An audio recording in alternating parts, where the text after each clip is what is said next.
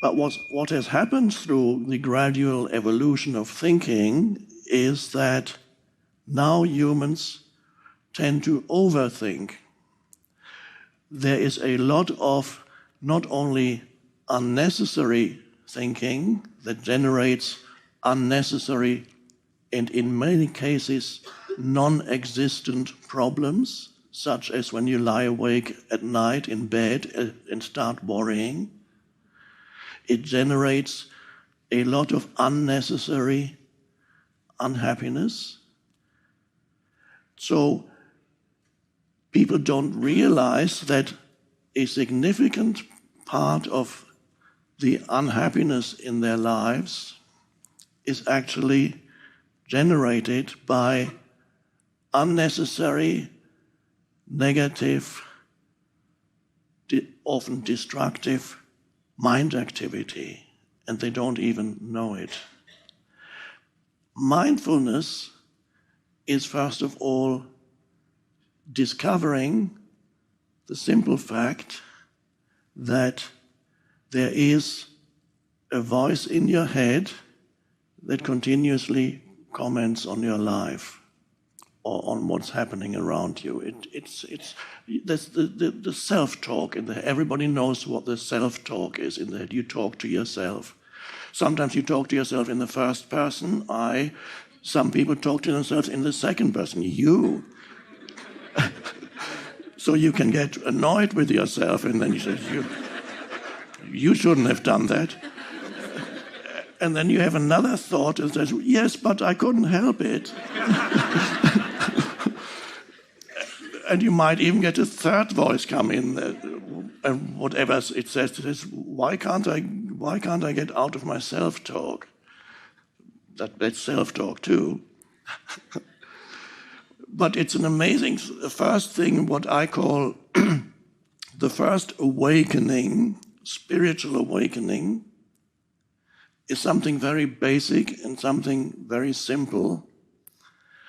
It's the discovery that there is a voice in your head that always talks to you, mostly silently.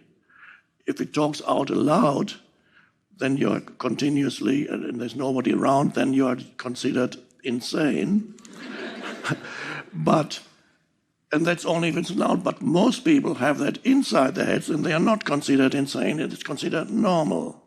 But there's not such a big difference between the two.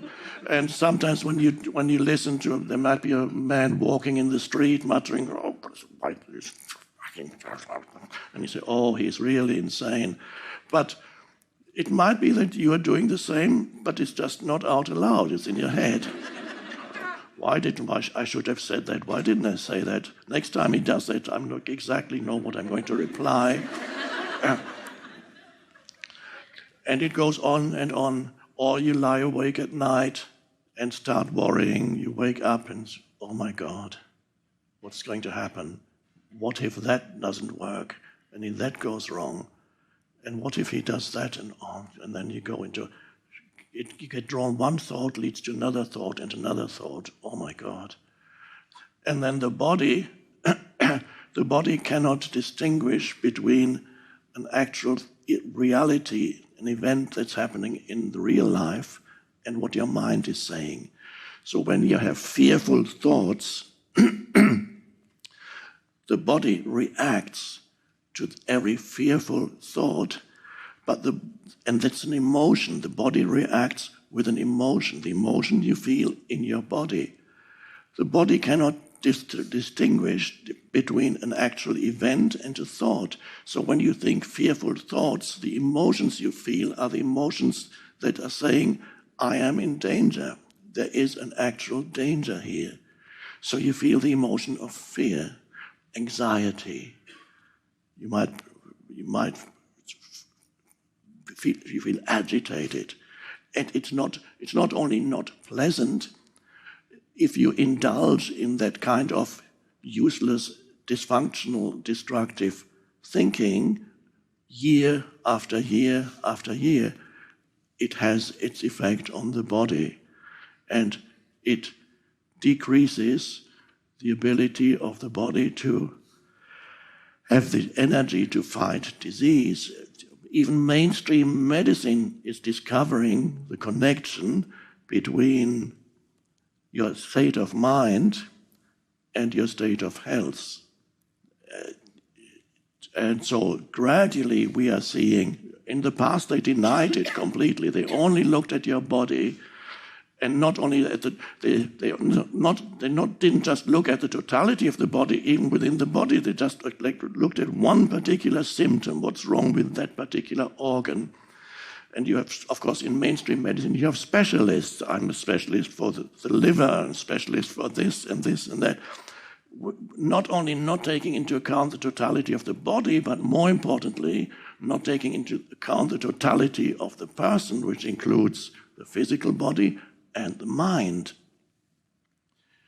So it's vitally important to discover, first of all, that there is a voice in your head that indulges in self-talk most of the time.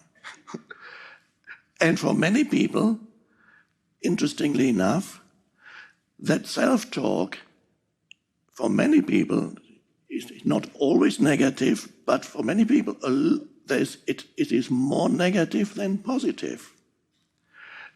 A good event that happened yesterday, you might have gone to a nice reunion, or you went out into nature and you witnessed a beautiful sunset. Okay, you can remember it today and think that was a beautiful sunset, or we had a nice talk yesterday. But you can't do that much thinking about a nice event. But the mind, when there's something negative that happens yesterday, somebody offended you or didn't give you the attention that you needed, that you wanted from him, then you can start thinking of how, oh my God, what he did, he's really... Next time he does that, I'm going to say that, or he really should. Why doesn't he? You can go on for a long time dwelling on something negative, much longer than dwelling on something positive. It is so, seemingly a negative event is much more food for useless mind activity than a positive event. And this is why for many people, a significant percentage of their mind activity is negative. For some people, it is almost 100% negative, but it is unlikely that these people would get a job in this company.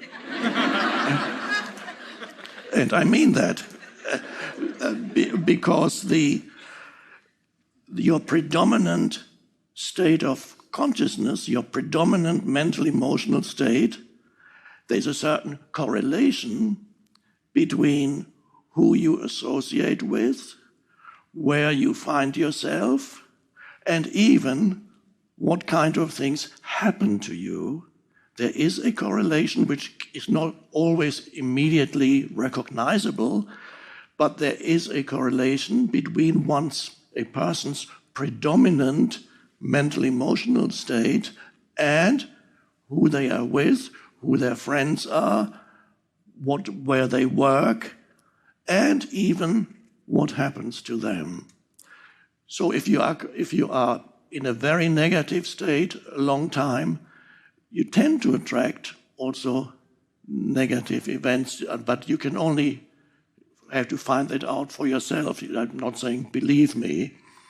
I know it from my own life, because when I first discovered this, I was still very young. I discovered that there is a correlation between my mind activity and what happens to me. I found a book, and several books that somebody left with us when I was 17.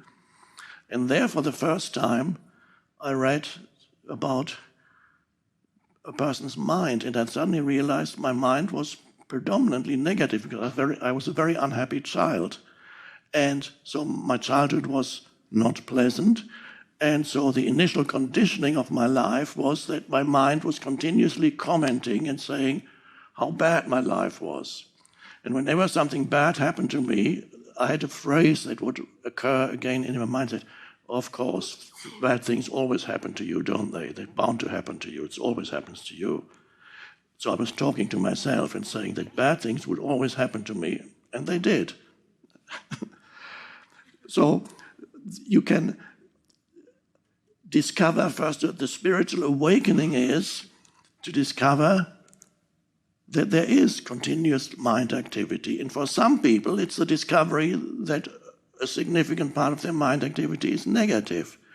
But the vital thing is to discover that there is this continuous talk in my head, which is considered the normal human state. And of course, you cannot abolish thinking. Of course, there will be thinking. But the question is there an awareness behind the thinking? If you can become aware that you are indulging or caught up in that useless mind activity, and you suddenly become aware of perhaps certain repetitive thoughts that tend to reoccur in your mind again and again. You might see it in others too, more easily in others. When you go for your Thanksgiving dinner, I think is it next week, you will meet your family members or relatives, and some of you may realize you already know what they are going to say this year, because it's the same thing they said last year and 5 years and 10 years ago. And if they have negative judgments about you or somebody else, then it's the same thing you will hear again next week when you go to them. So it's easier to see how others are caught up in repetitive thought forms, not as easy to see it in oneself. This is why there's a saying that self-knowledge is the most difficult knowledge. It's easier to see others.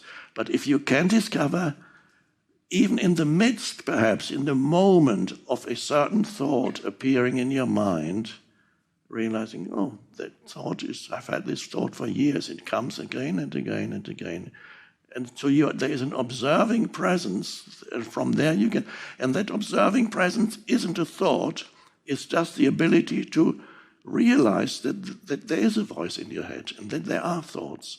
And you realize that some of those thoughts are negative, and many of those thoughts actually are not only unnecessary, but make your life very difficult, such as worry.